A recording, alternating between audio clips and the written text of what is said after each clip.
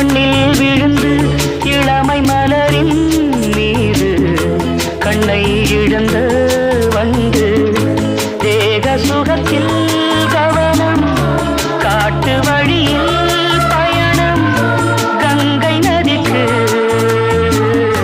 மண்ணில் அணையா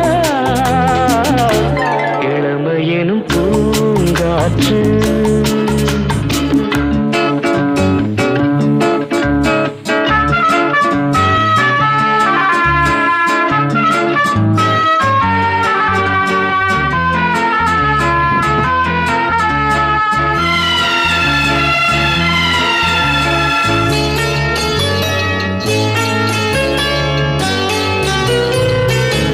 அங்கம்